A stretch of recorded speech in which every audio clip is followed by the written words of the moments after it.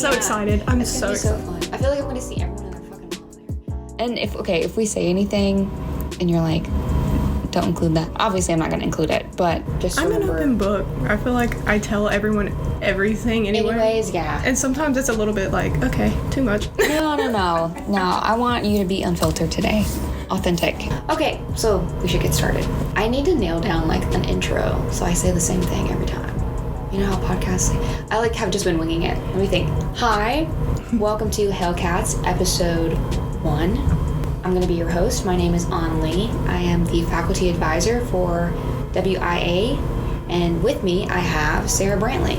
Hi, my name is Sara Brantley, and I am currently the president of Women in Architecture student organization here on campus. Mm-hmm. Yeah, so we're going to talk about like an abnormal or atypical journey through college.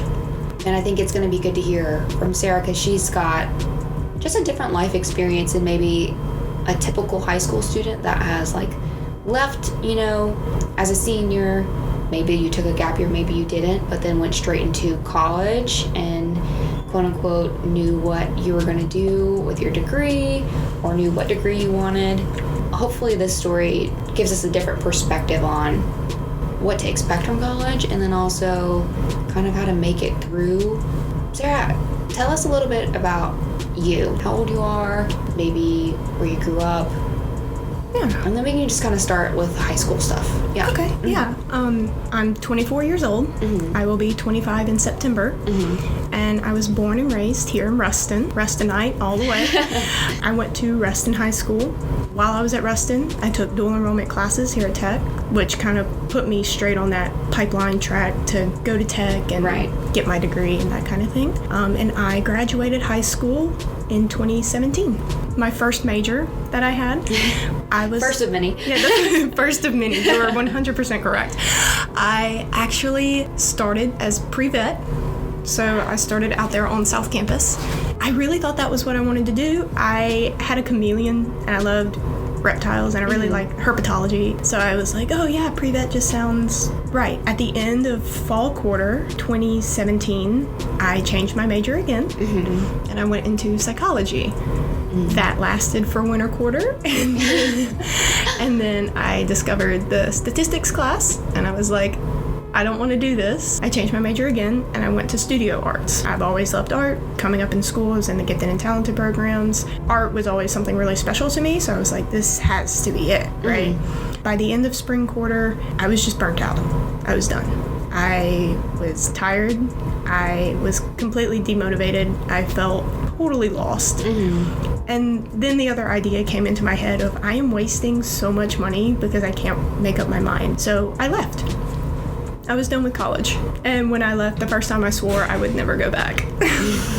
So walk me through maybe what did you not like about pre-vet, about psychology, about studio art, or what, at least what made you feel like it wasn't for you? Well, that's actually a funny question because the thing is I think I definitely could have done it. I think the problem was mainly with me and my commitment to it. Okay. I just didn't enjoy it. And when you don't enjoy something, I think that makes you a lot more inclined to lose motivation and not want to be there. Right. So I changed my major because, they tell you as a freshman, it's okay to change your major. Right. If you want to change, now's the time to do it. Right. So I just kept changing. And then I went to psychology. And like I said, the thing that I didn't like about psychology was the statistics class specifically.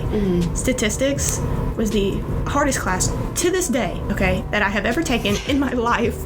And I never want to see that class ever again so long as I live. And then I changed to studio arts.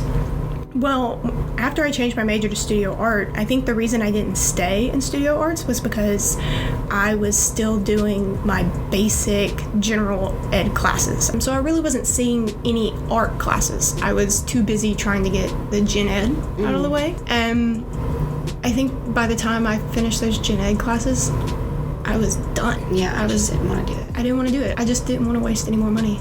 So I left until I figured it out. One thing that Sarah and I have bonded over is that we were both in Greek life for a while. I've graduated and then left it just in my undergraduate.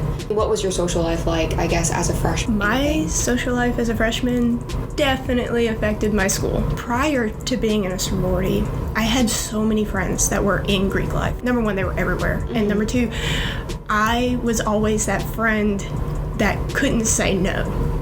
I was a yes man. So when they would want to go out on a Tuesday, I went. Yeah. And I had so much fun. I had so much fun when I did that. And honestly, that was, at that time in my life, the only thing that was bringing me any kind of semblance of joy. I knew the schedule, right? Like Thursday nights, we would go to Back Bar. Friday nights, you went to Rev. Saturday nights, we were at Punch. And then Sundays was kind of like a rest and recuperate. But it wasn't as much of that because we would just go to a friend's house and hang out on their back porch or do whatever.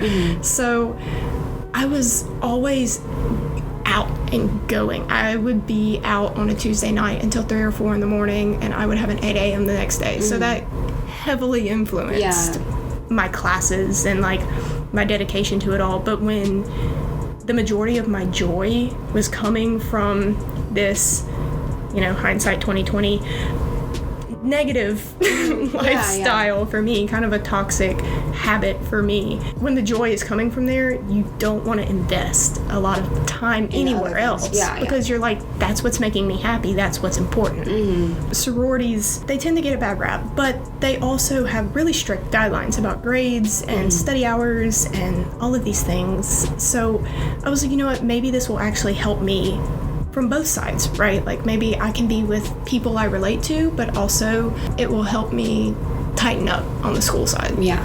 And that was really kind of a hope I had initially going into it, but by the end of spring quarter, I was just burnt out. Yeah. And I didn't want to do anything anymore. I was tired. I was depressed and I felt really lost. So I left. That is when I went and I tried cosmetology school. That really throws off your social schedule. Because all of your friends are in school from Monday to Friday. Fridays they can go out that night and sleep in the next morning. I couldn't do that. Eventually I noticed I actually lost a lot of my friends when I made that decision to do cosmetology. But cosmetology school was also really rewarding in a way. I mean, it's not as easy as you would initially think, and I think I went into cosmetology thinking, oh, I was in college, this is going to be a breeze. Right. I was so wrong. But I will say I met some of the most amazing people that I've ever met in my life at cosmetology school. I went to school with a guy, his name was Brian, still the most influential character in my life to this day. I kind of owe him a huge thank you. Brian, in his mid-40s, he had been an EMS guy for years and years. And one day he literally said he just woke up and realized he didn't want to do it anymore. Why change? Right. Why shift? He said he wasn't happy and that he wanted to be a barber and he liked it. And so he did it. And he was kind of the one person in my life, I think, that told me, you're never too old to do something you love. You're never too old to go back. The common college stigma, right, is if you don't get through it the first time, or if you don't get through in 4 years, in some semblance, you failed. Or if you're off track a little bit, or if you take a break, or if you do decide maybe I'll go back one day, but I'm not sure if I ever will. In the eyes of academia, right, you have failed. You have everyone in your life telling you that you've failed. He was the first person to come into my life who made me realize you haven't failed yet because you haven't tried anything yet. You never gave it that solid go, right? You never actually committed, and you're just still trying to find yourself. And I think that was huge for me. I would go to bed at night thinking about what he had told me. And I think as a society, there's a little bit of a stigma against changing your mind, right? Because it costs time, it costs money, it costs, whatever semblance of sanity. All these things. Having that one, and essentially at that point in my life, that one stranger's input changed everything for me. I started dropping off at cosmetology and I went to work. And at that point, because I had left school, my parents had cut me off. So I still had bills to pay. And I went to work at a wonderful company that I love so very much. But working there brought me out of my shell, and I realized, like, I'm not the yes man that I had always been. I can stand up for myself, and I do have the ability to say no and do what's best for me. And that job taught me a lot. Eventually, I got into the bar and started training for bartender, and then right around that time, I actually got transferred to Texas and went corporate side. So how old were you at that point? 21, freshly 22. It was like right around my birthday. That kind of started the managerial route. Managerial pay is much, much different than being a waitress. As a waitress, it's all dependent on your tips, and a lot of times you can make more money as a waitress than you can as a manager. Just, a manager's salary, so they have a set check, but a waitress can work a double and go home with, hundreds of dollars from one day's work. And that was a huge adjustment for me.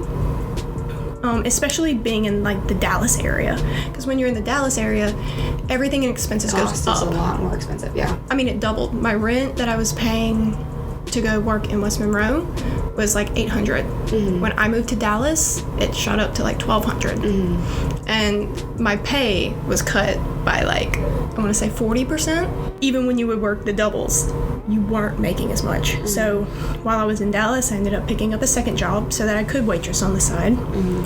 And then I realized that that wasn't enough because I was managing so long at the other place that I wasn't getting as many waitressing hours. That wasn't working, so then I went and I was basically a paper pusher. I don't even really know what he did. All I did was file papers.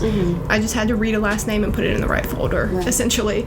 But it was enough of an hourly pay to kind of get me through. Even though those times were hard. I mean, there were days that I had to choose between rent and food. When you're in a position where you have to choose between a roof or food, because you've already signed the lease, right? So you can't just move. I was stuck. And it was really tough. I mean, it changes your perspective on life, and you start to realize what's really important. To this day, I still suffer from like financial anxiety from it, which I think is kind of part of my motivation as to why I work as hard as I work now. But when you're on the verge of homelessness and you're hungry, it changes you. And it changes you in a way that I can't describe. But people who have experienced it can probably tell you, like, you don't come out of that side the same. So then in March, I moved there in October. By March, COVID hit. I had actually filed an application to go back to school while I was working in Dallas because I realized, like, I have to have a college education because I have to be able to get a job. The jobs that were available to me at 21, 22 without a college degree was slim to none. That would be able to afford living expenses, period. Okay, you're in Dallas. You're working 3 jobs. Right. You're 22. 22 years old. And this was like before COVID. So it was like before inflation, before kind of the skyrocketing numbers that we're seeing. I mean, eggs are what, like $6 a carton? Or like something crazy. So before all that, was there a moment that you had where you were like, I have to go back to school? Like, what was that like? Hard. That was really hard for me because I had left college saying I would never go back. Right. So I had to swallow a lot of my pride to admit how much I needed a college education. But I knew that no matter what, I had to have a degree. And there was no way around it for me as an individual because I couldn't find anything else that could either pay my expenses or keep me happy. And that was hard because, number one, it's a lot of money. Number two, keep in mind, I was cut off by my parents at this point. So there wasn't no calling my mom, hey, Mom, can you send me $10 so I can eat today? There was none of that. Yeah. And I know most people are probably like, that's a terrible parent. Well, no. My parents were teaching me a lesson. And something that people should know about me is I'm really stubborn. And my parents did the best that they knew how in order to get me to learn an important lesson, which is if you're gonna go out on your own, you have to go out on your own. Right. Mom and dad won't be there to save you anytime you run into trouble for the rest of your life, because one day they won't be here. And that was really hard for me to swallow my pride, especially knowing that going back this time, I had lost all my scholarships.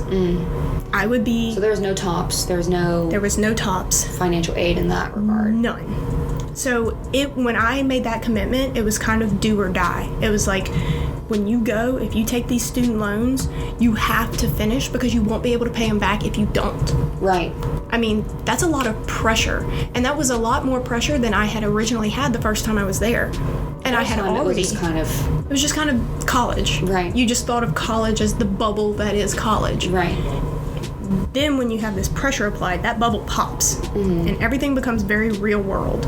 So in January, I think I had gone about a week at that point where I had eaten 69-cent bean burritos from Taco Bell for a week straight. One a day.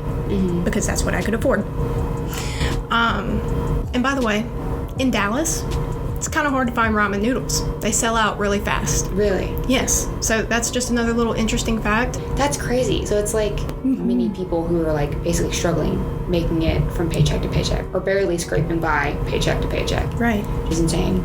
And having 3 jobs and still going through that. Right. That kind of blows your mind. Like, and it's almost unbelievable. Like, I know if someone had told me that when I was like 18, right? I would have been like, that's... just get another job, or just do whatever. But like the jobs that are available to you, it's just not possible. Right. So you struggle and you fight and you make it through. So by January, I committed to my decision. I was going back to college. I filled out my application to return to tech, and then that afternoon, after I had submitted my application, I got the phone call from my mom that my dad had been diagnosed with cancer. The one dream that my dad had always had was for me to graduate college, because he wasn't able to do so. If I hadn't had that experience in Dallas, I never really would have understood why it was so important to him. He had to struggle the way that I had struggled. And he didn't want that for you. He didn't want that for me. He was trying to prevent me from doing that at all cost. And my parents, of course, were like, we're not paying for your college because you didn't finish the first time, and we can't, just shell out money for you to go to school if you're not going to take it seriously. And I was like, that's fine. I filled out FAFSA. I took out the student loans, and I was going back to college no matter what they said. And then you get that phone call that your dad has cancer, and COVID hit. I still had to pay out my lease to May, and 2 of my 3 jobs were in the service industry. I lost all of my jobs. Yeah. Even with the small tax guy, because he couldn't pay me anymore. COVID hit, nobody had any money, nobody had any jobs. I lost everything. I scraped by. I called my mom, just erratic. And I said, Mom, I've just lost all of my jobs. I've applied to go back to college. I have no money. I have no food. I don't know what I'm going to do or where I'm going to go. I could come home, but I still have 2 months of rent to pay, and it was $2,400. And my mom said, are you going back to college for real this time? And I said, I am. I mean that. Like, I'm actually going back. I'm not quitting. This is it. And my mom paid the last 2 months of my rent so that I could go home. Just so I could go home, because I couldn't eat. I couldn't pay for gas. I had nothing when I lost all those jobs. COVID almost killed me. That was the darkest point, the lowest point I think I've ever been at in my life. So we find out he's terminal. He's got 3 months. They send him to MD Anderson in Houston. They start him on experimental treatments, and it bought us 18 months. That's huge. So my dad was able to witness me, my freshman, and my fall quarter, half of my fall quarter of my sophomore year. So my freshman year during COVID, while college was completely online, I stayed in Dallas with my boyfriend. And going out there, my first year of college, I made honor roll every single quarter my freshman year. Despite my dad being sick, despite having all of those distractions, after my freshman year, we all come back in person. This is the first time I'm meeting my classmates. I had never met my classmates until the fall quarter of my sophomore year. So I come in, I meet them, me and my boyfriend at the time, we start doing distance. It's a weird change to shift. At that point, my dad's nearing the end, and I'm living at home with my parents while I'm going to school here in person. And it was midterms my sophomore year, and my dad passed away. I did really good that quarter, and it's unbelievable that I was able to do that despite going home with someone on hospice. That's a completely different thing. But no one, it's very strange for people to, you go to school and you're living this normal life with normal people, and then you go home and you have someone on oxygen who can't get around very well. I mean, they're sick, they're on their deathbed. That's a lot. That's a lot of pressure for someone who, number one, has already realized college is make or break this time.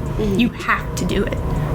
And then you go home, and it's a whole nother pressure from family side of they're sick, there's so many emotions there. It was chaos. All of that passes. Tommy and I called Tommy when Dad passed. Of course, he flew up here as quickly as he could get here. And I just tried to finish out the year with my head down and get my work done, because I didn't want to deal with it. I didn't want to deal with the grief. I didn't want to deal with the strains of a long-distance relationship. All I wanted to do was just do my work. And I am extremely thankful that Tommy was the kind of person who allowed that. He was like, take the time you need. He's like, I'm not here to pressure you. I just like spending time with you. Do what you gotta do. But for him to give me that amount of respect and space was huge to me. End of second year comes around, and I finally start to see a little bit of normalcy bleed back into my life. And the beginning of third year starts, and I finally feel like it wasn't until third year that I had a true clean slate to start and do whatever it was that I wanted to do that I could be successful at.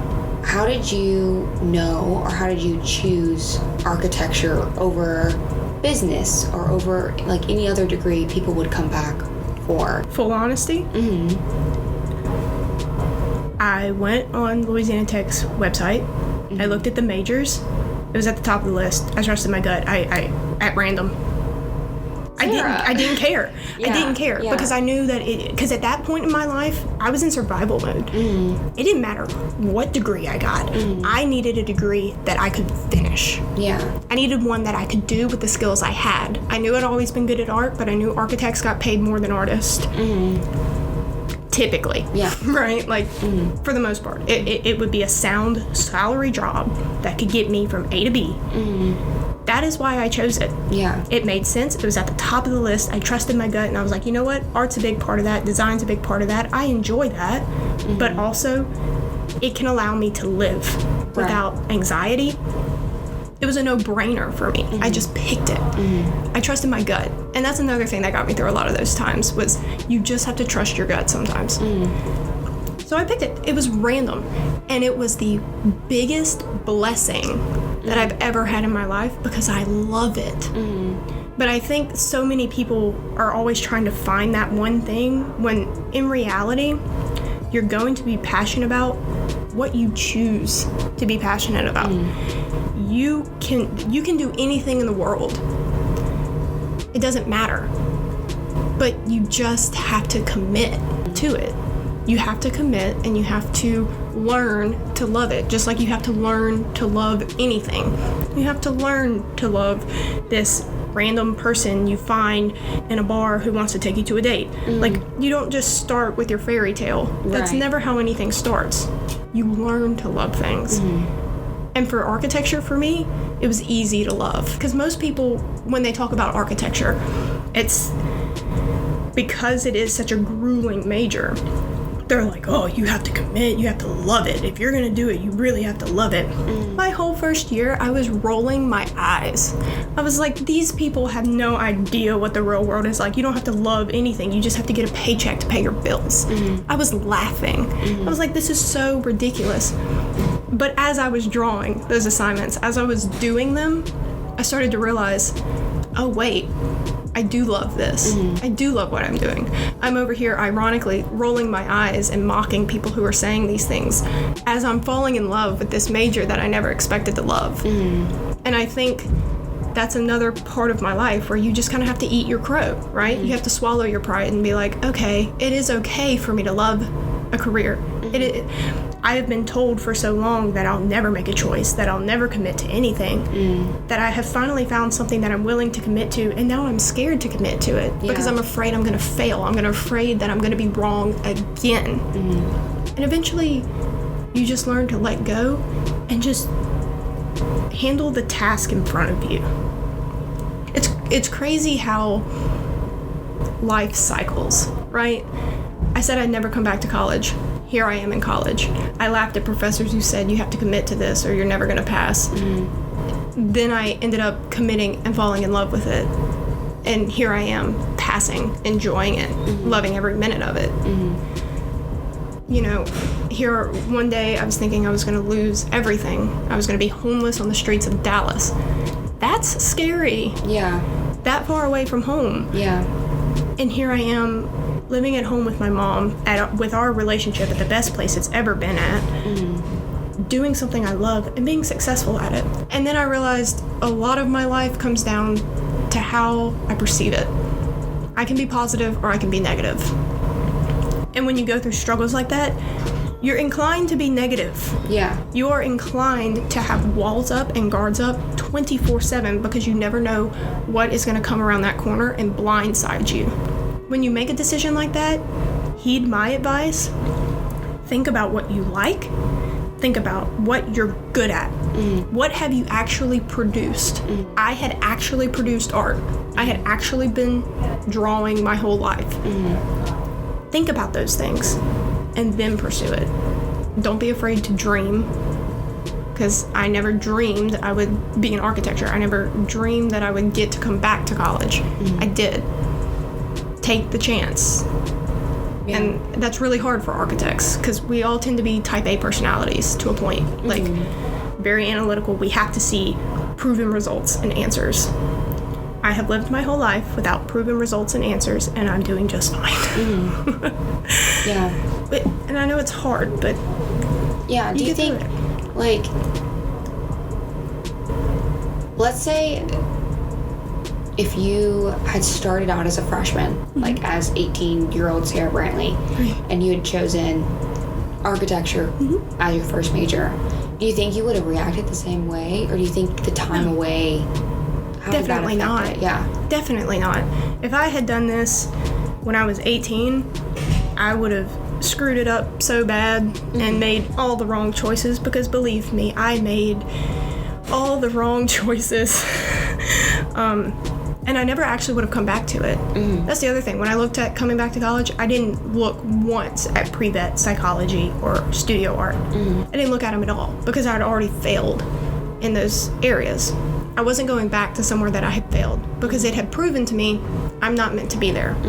So I think if I would have done it at 18, I never would have come back to architecture. I probably would have done something completely different. And I don't know if I would have been happy in that area. I think things happen the way that they're meant to happen. And that's kind of where a little bit of faith comes in, and it goes a long way. It's like, I cannot control these things, but everything fell into place. Because things will fall into place, and I think people need to hear that. Yeah. Things will happen that are meant to happen, even if it looks like it's the end of the world. You're gonna be okay. Because if, at 18, I was so irresponsible. I was irresponsible, and I still would have been going out with my friends. That still would have been the root of my happiness and my joy. I still would have been doing all of the wrong things, not prioritizing my school. I probably would have resented architecture even more if I had started at 18 because of the time constraints and how demanding the major is.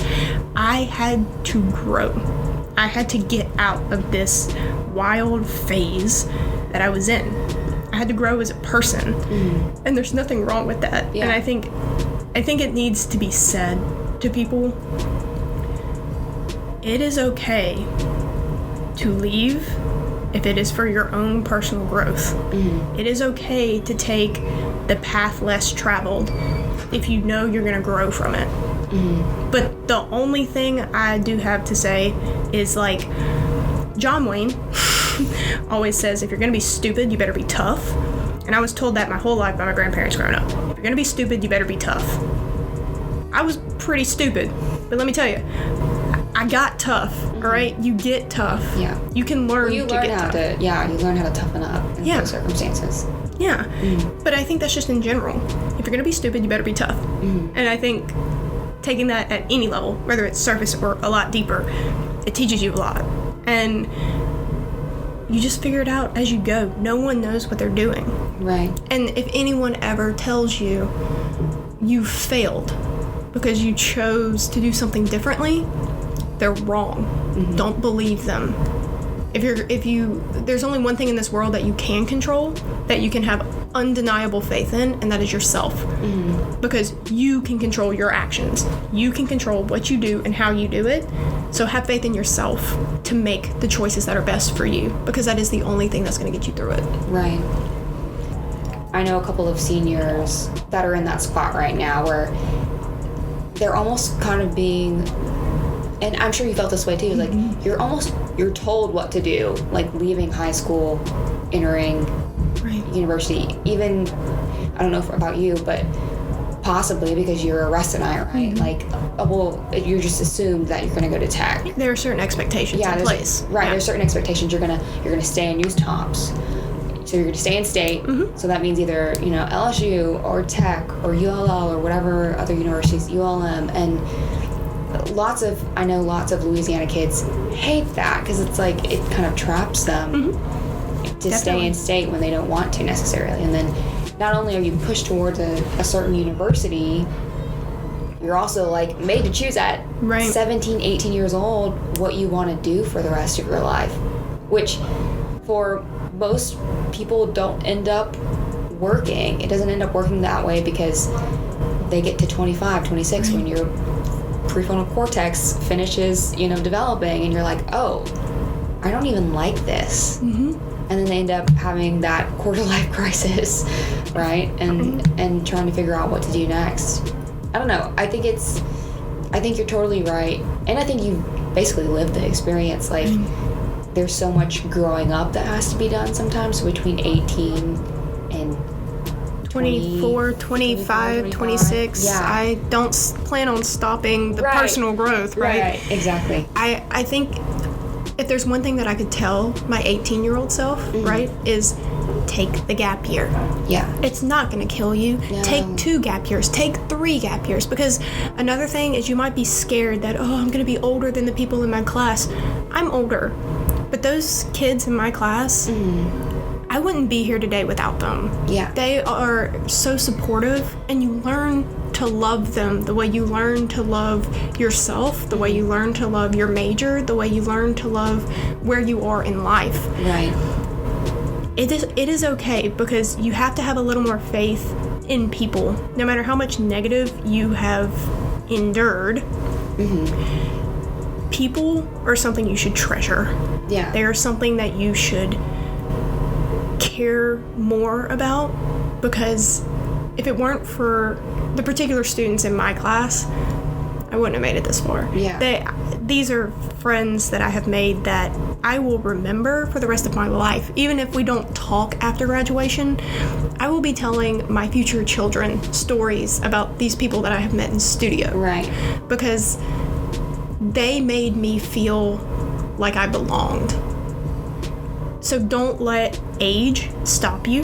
Right. Don't let any kind of negative words from anyone else stop you. Yeah. It's important. It's important that you do what makes you happy, and don't let anyone else determine it for you. Because even though I'm older than those kids, they accept me like I was their age, or like I am with them. And I'm not even that much older, but they just welcome you with open arms, because that's what people do. Yeah. Have faith in people.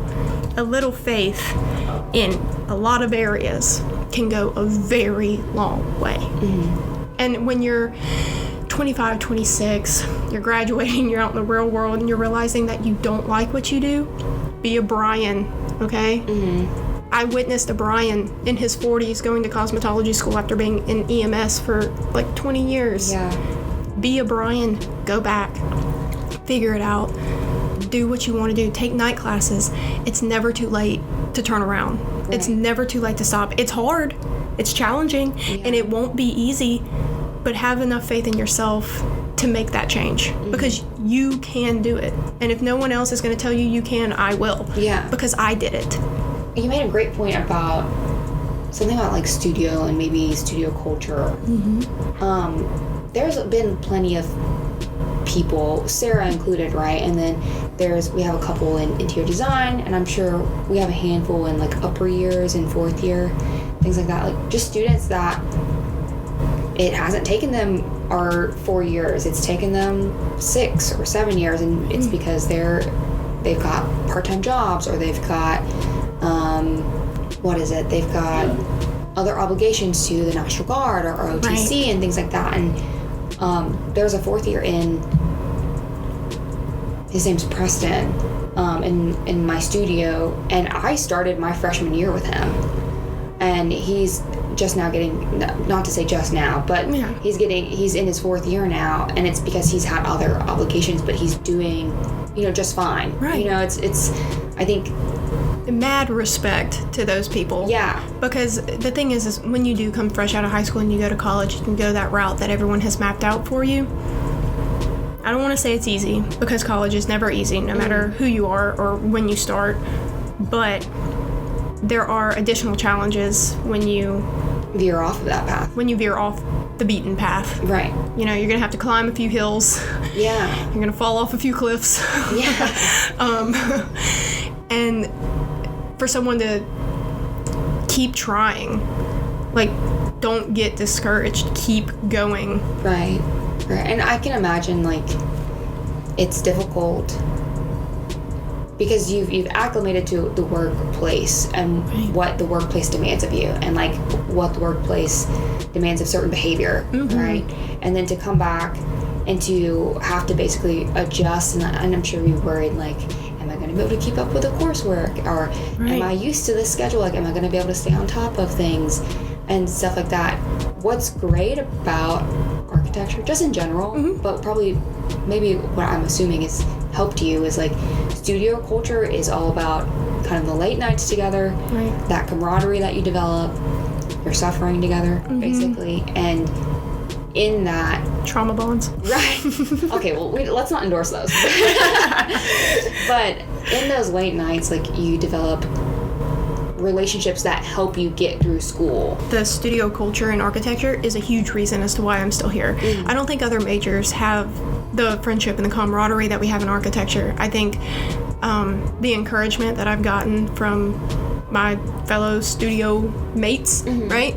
Like, I wouldn't still be here if it weren't for that. I was going through a really hard time in my life with Dad and just coming back and all the anxiety, and the encouragement from the studio culture that I got from the classmates, it makes all the difference in the world. It softened me up, and I needed that. I needed a place to feel safe, and, you know, despite all the sharp and pointy objects we have in a studio, it is the place that I feel safest in the world, more so than my own bedroom. And I think that speaks volumes by itself. You know? And just like a side note, I was just thinking about this, but you know, now that they're post-COVID, all the freshmen get to start in Wiley, right? So they all really get to kind of get into that studio culture differently than how the COVID class did, because we were the COVID class. So we didn't meet each other till second year. But how close we've been able to become despite that is really impressive. So that gives me so much hope for other people who come in post-COVID regular classes.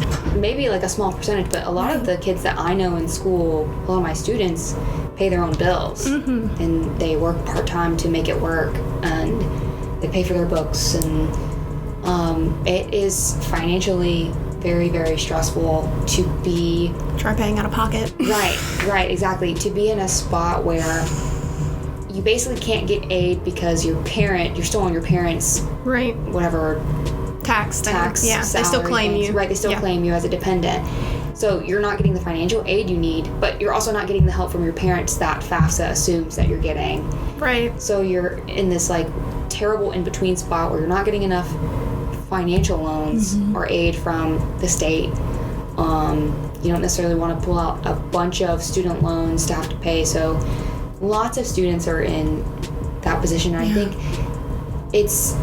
I can't speak as much on that because I don't want to say fortunate because it followed tragedy, right? But when my dad passed, my dad dedicated a lot for me to finish school because he had seen my dedication that those first 4 quarters returning to school. Right. He realized how serious I was, so he then gave me the money to go through school, so I didn't have to worry about student loans. And I was very fortunate for that, but it came through the hard work. So for the students who do work the part-time, I did that my first go. Yeah. That's not easy when you have to work and pay bills and go to school. That is the hardest thing you'll ever do in your life. Yeah. But if you can just get to the end, all you have to do is work and pay bills. And believe me, that's going to be the biggest weight off of your shoulders in the entire world, and it's going to be the greatest feeling you ever have. I think the big fear is like, what if I don't enjoy it? Like kind of, and I think you can kind of speak to the opposite side of that. It's like their big question right now is, as fourth years trying to graduate, is like, what if I get this degree and I go out and I work, but I don't know what I'm doing with my degree, or change firms. Don't enjoy it. Yeah. Change firms, change paths. I did an internship my second year. I was working for a game design company, not an architecture firm. There are places where your skills are applicable. And another thing, when you get out in the real world, so long as you have a degree, you can work anywhere. Yeah. They don't care. They just need a warm body. Yeah. Trust me. Yeah. If you don't like it, change it. Try everything. I tried everything. And eventually I found it. Do not be afraid. Do not just sit there and be miserable. If you're scared you won't like it, give it an honest try. If you work at a firm for a year and you figure out that it's not for you, find a new one. Keep moving. Keep pushing forward. Do not stay stagnant where you're miserable. Keep trying. Right. Keep moving. Right. No, I love that. That's a great piece of advice. And I think especially your story is kind of talking to people that don't have that normal college experience, like that left and worked, experienced that and realized like, okay, well, I want something else. You know, I want something more than whatever this job can offer me, and are coming back. Lots of people get that business degree the first go around, or maybe they don't. Maybe they just go and work a technical job or a blue collar job. And I think to hear your story and to see that you've been able to come back at a point where like peak pandemic, right? And make it so far. I mean, you have like an interview lined up for this Thursday. I do. And to see you be successful, because so many people assume that if I don't do it this exact way, then it's not right. All that matters is that you keep pushing. Right. And I think you're going to hear a lot of times, no matter what route you choose, whether it's the typical route or the not typical route, you're going to hear people telling you to give up and ask you like, why are you even trying? Or why would you do that? That doesn't make any sense. Right. Why would I leave a salary job to come back to school when it was promised me to come back when COVID finished? I didn't know what COVID was bringing. Yeah. Thank God I decided to go back to school and leave that, because I would have had nothing if I had just waited around for them to reopen the restaurant once COVID hit. I made the right decision. Trust your gut. Trust your instincts and keep moving. Yeah. I think for COVID especially, it was a pivotal point for a lot of people in a position like yours where they got laid off and they realized, like, this is not stable enough for me to keep doing this. And from what I understand, lots of people have gone back to online school. No, I think people are making, or because of COVID, people have been making really tough decisions about going back to school and about pivoting just in general. Maybe it's just like a different job or something. And it's good to hear a success story, you know? No, I think everything that you said today was great. It was a lot of good advice for people that maybe are thinking about taking a gap year, maybe are thinking about, you know, or maybe just haven't figured out what they want to do. You don't have to know. Yeah. You don't have to know everything. Mm-hmm. You can figure it out as you go. I say this pretty often, you know, that sounds like tomorrow's problem. Yeah. Yeah, and it is tomorrow's problem, because being anxious about it today isn't going to get you anywhere. Yeah. I have one particular senior in mind right now, but yeah, she's in a position where her parents want her to stay in state. Go. Immediately. Yeah. Go. And the reason I say that is just because you will never know what you're made of until you do it on your own. Right. And until you do what you want to do. I was this way, and I'm sure you were this way as well. I mean, grew up in Monroe, so it's not super far from here. It's about an hour drive, but it was either ULM or LSU or Tech. And because my group of friends decided they were going to Tech, I also decided that I was going to Tech. And at the time, I was a yes man, and I was a follower. And it's scary because at 18, you just want some familiarity around 100%. you. So another, I guess, tidbit or tip of advice is, if your gut is telling you to do something else, despite it being scary, despite all your friends going to a certain university, people are going to call you crazy. Yeah, they're going to say, why are you taking a gap year? Like, that doesn't make sense. I think you can learn so much in that 1 year of, like, working a full-time job somewhere. As between an 18 and 19-year-old, you'll be so much more prepared to be disciplined and on a schedule and, like, take your studies seriously. You learn what it takes. Yeah. Like a lot of people come into college having no idea what the real world is like. And I notice that a lot when I'm here, just how oblivious to what I consider quote unquote real world, right, that everyone is. The amount of knowledge and the leg up that you would have to have that kind of a knowledge from the real world after going and working and trying those things first is unbelievable. Communication. Your communication is going to be better. You're going to have a lot more self-confidence when it comes to presentations, especially if you're in architecture. You're going to... That's also why I recommend waitressing, because waitressing will teach you a lot, especially about self-confidence. If you can get a job waitressing, number one, you're going to make buku, all right? You're going to do awesome, and you're going to make really good money, and you're going to be able to pay your bills, at least in a place like our area, right?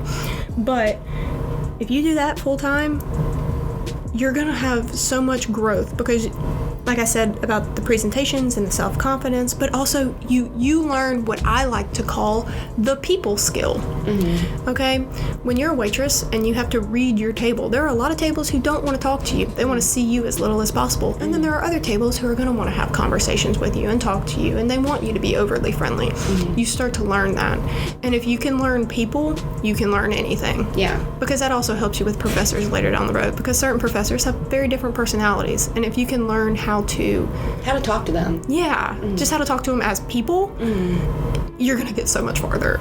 Like, obviously, there's still a semblance of respect there, but they're human. And I think you learn not to be as harsh on them. Right. I had one professor in particular that, you know, gave me a really hard time, especially around the time of my dad passing.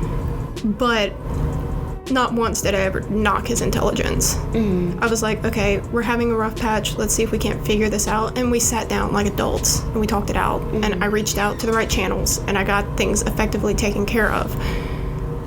But to this day, we're still okay because they're human. Yeah, you had that conversation. Yeah, like they're human, and you have to understand that people are inevitably always going to be human. So no one's going to be perfect, and you're going to come across people you don't like, especially in the service industry, and I definitely think that helps to teach people how to monitor those situations. Yeah.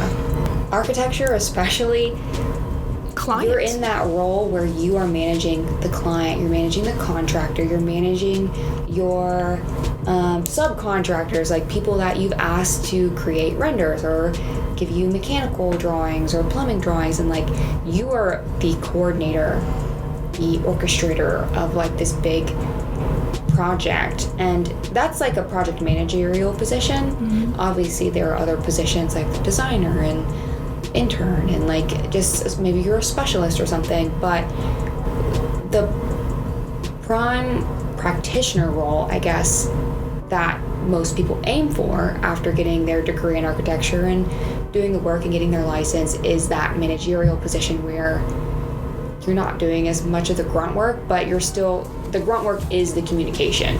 The grunt work is you taking the calls and, you know, calming the client. That's another thing. Talking about budget and like talking about really touchy subjects with people that, you know, have tempers and also people that make mistakes and having to explain those mistakes. And it's definitely a people-centered job, I think. 100%, and that's just, I forgot what I was gonna say. You're good. Take your time. Crap. I completely blanked. If you think of it, just... I will. I think mainly what I was just gonna say is like a lot of maturity does not come in college. No. A lot of maturity comes from spaces outside of college, whether that's with your family or with your friends, growing and learning as you go, working. If it were up to me, I would make college mandate a 2-year gap between high school and college, where people actually had to go to work and realize what it means to deal with the general public. Because when people have tempers, the best way to handle it is to just kill them with kindness. Just be nice. You're gonna hate every minute of it, but just be nice anyway. Yeah. It's gonna be really hard, especially for someone like me, because I have a really tenacious personality. That much I know.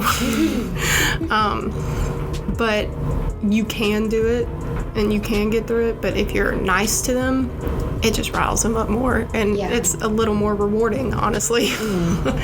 And learning to gauge people in a sense of a workplace, taking the phone calls, talking to the clients, talking to whoever, no matter what role you're in, you always have to deal with people. Right. And you will have to deal with people in every space of your life till the end of your life. Right. And that is why it's so important. And studio culture is really helpful in that aspect, because you have to learn to work amongst your peers. But in the workplace, it's completely different. Yeah. Like, if you can't get along with people, you will lose your job. Then you will not pay your bills, and then you will end up like me, where, you know, COVID hit, I lost everything, and you're almost homeless. Like, take your time. Learn people. Learn about yourself. Yeah. Grow. You get one life, right? Do what you want to do. And take your time, because there is no timeline to this. There's no right timeline. No, Yeah. There's no right timeline, and there's no manual on how to live a life. They try to make one. They try to have, you know, societal standards and all this. They try their best, but it's not going to happen that way. Yeah. You just have to take it one day at a time. And if you can do that, and you do the best you can one day at a time, because let me tell you, when you're depressed, sometimes getting out of bed is enough. Yeah. Okay? For the day. For the day, yeah. Sometimes brushing your teeth is like the one thing on your to-do list. Yeah, exactly. Check. Okay, I feel good about myself. Exactly. Yeah. I think it's okay to slow down and breathe. And we live in a very fast society. Slow down. Yeah, there is so much pressure to like, oh, I graduated at 21 years old and I got accepted into this school or this program at 22 years old, and now I'm working on like, or there's like so much praise. Let's say that there's so much praise for people that finish early, quote unquote, or like, a young doctor or a young professional, and like there's so much, I guess, quote unquote prestige in that. And while not to like discredit those people that, you know, Oh, right. No, it's definitely amazing you were able to do it so quickly. Right. But like, cool. There's something to say about taking your time and learning yourself, learning what you want to do, and then going back to have like a mature understanding of this career that you might be choosing or falling into.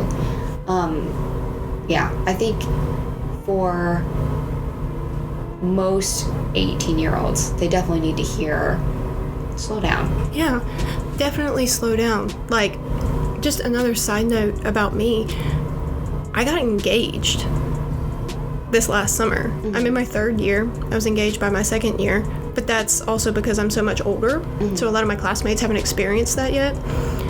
So just because your timeline, maybe academically, is different, life-wise, I got engaged at the same age as all my friends. Yeah. Like, just because you may be taking the slower, I don't even want to say slower, just because you're taking your time in one area doesn't mean you're outside of societal standards in other areas. Because you know what's funny is we're engaged. I set our wedding date out for after I graduated my master's. I want to make sure I finish school first. And I was fortunate enough to find a person, Tommy, who was like, yeah, that's fine. That makes sense. I don't care if I have to wait 2 years or 3 years to actually walk down the aisle and get married. If that's what you want to do, that's cool. It's all about how you want to do it. Do what's best for you. And people are going to call you crazy. Like, I already know when we get married. Kelly has already said, I wish Sarah would get married. I know. Even my mother's like, I wish y'all would just hurry up and get married and get it over with. And I'm like, no. So we've got time. I'm like, we've got time. And another thing is, like, I want my degree first. I want to get school out of the way. That way, thinking down the road, I can live with him. We can both go to work and both come home and be together. And I don't have to worry about homework or project or, you know, if I have to be in studio over the weekend, if I'm going to see him or not, because we do distance now currently. It makes the most sense to just wait. Because I won't even lie. If we were to get married right now, I'd probably drop out and I wouldn't finish because I would be so consumed by that. You have to do what is best for you, because some people would be able to get engaged and get married and still continue in school. That just doesn't suit my personality. I want to be able to fully commit to something. And I, as a person myself, would feel funny to do it any other way. So, like, and I think that speaks, like, you're an all-in kind of person. I am. And I am the same way. Like, I'm an all-in. Like, I can't do the half in, half out. Right. My brain is going to be 100% on something, or it's not at all. And that's just how some people work. And other people don't work like that. But what speaks to me about that experience is, like, you only know that about yourself because you're older. And because you took the time and because you experienced all that hardship. And now you know yourself well enough to, like, one, set those boundaries. And two, not let, I guess, the pressure or... I don't let what other people say determine my decisions. Right. Okay, so for people coming back to school, let's say they're thinking about it. They're thinking about coming back, whether it's architecture or business or studio art or computer science, you know, whatever they're coming back for. What do you think is, like, your biggest tip? Or maybe there's a couple of factors. What do you think you need to kind of do it successfully? I feel like the first one that comes to mind is, like, a community. Like, you found a community in studio culture. A community in studio culture is really important. That is one of them. But another thing that I would say, if you're thinking about coming back to school and you actually want to come back and do something, make sure you're doing a job that you can pay back your student loans. I know a lot of people don't want to talk about that because it's uncomfortable, or like, oh, but it's my dream to do this. Cool. If that's your dream, awesome. Find a way for your dream to work in reality. I think a lot of people forget that. You know, I chose architecture because it was design based initially, but also And architects don't get paid like ungodly amounts of money. I mean, it's not like one of those professions where we get paid like doctors do, right? No, yeah. Just make sure whatever you come back to do, you can pay for it later. Whether that's through student loans or pay for it initially, whatever you choose to do, just make sure whatever you commit to, you're not going to be trapped and miserable in. You have to like it enough to deal with it and learn to love it, but you also have to be able to pay for it. I know that's not something people like to hear because it's so rooted in reality and it almost sounds negative. But that is the biggest challenge. I would not have come back to school if I didn't think that I could have paid my student loans off with this degree. Because if you're going to come back to school and go into a major where you're going to be making $35,000 a year and you have $60,000 in student loans, and then you also have life expenses on top of that, you will be paying those student loans for the rest of your life. Yeah. And they will only increase in number because of interest. Right. Make sure you do it smart. If you're gonna do it smart. Do your homework. Do not take the decision lightly. Yeah. I did pick architecture on a whim, but when I picked it on a whim, I still did Google, when does an architecture get paid? Like I still did my homework to make sure, like, no matter what, I'm cool. I can figure it out. If you've done your homework, if you've seen the numbers, if you're like, okay, it's manageable, but I still don't know if I should, do it. Do it. And I'm telling you to do it. I'm telling you to do it right now. I'm telling you to go on that website, you fill out that application, you submit it by the end of the day. Yeah. Because it is so worth it. It is so worth it. I'm not even going to sugarcoat this. I went through hell to get here. But now that I'm here, I wouldn't trade it for anything in the world, and it is worth it. That, like I've said this whole time, a little bit of faith can go a really long way. Sometimes you just have to jump, and you just have to trust your gut, and you just have to do it. Yeah. There is no amount of advice that anyone can give you that can change your mind. It is ultimately a decision that you have to make with yourself. But if you commit to it, you got it. I know you can do it because I did it. Right. Thank you, Sarah, for sharing. Of course. I really appreciate hearing kind of your entire story today and getting an understanding of why you made the decisions that you made. I think hearing how you came back from being in the workplace and making that decision to come back to school and why, hopefully that's encouraging for whoever's listening if they're thinking about coming back to school. Again, whether it's architecture or something else, to know that it can be done and that there are success stories. Yeah. And if you choose to come back and go into architecture, I can promise you won't regret your decision. I don't. Sarah has an interview lined up this Thursday, so we're going to wish her good luck. And hopefully when we hear back from her next time, we'll hear that she's landed a good job for the summer. I sure hope so. Right. Fingers crossed. Yeah, for sure. And thank you for having me. Of course. I'm excited I finally got to do this. Yeah, I'm excited that we sat down and did it. I think I was stuck in a rut, so it was good to sit down and just record. I'm feeling good about this one. That is Halecats episode 1 with Sara Brantley. Thank you again, and we'll see you on the next one. Bye. Bye.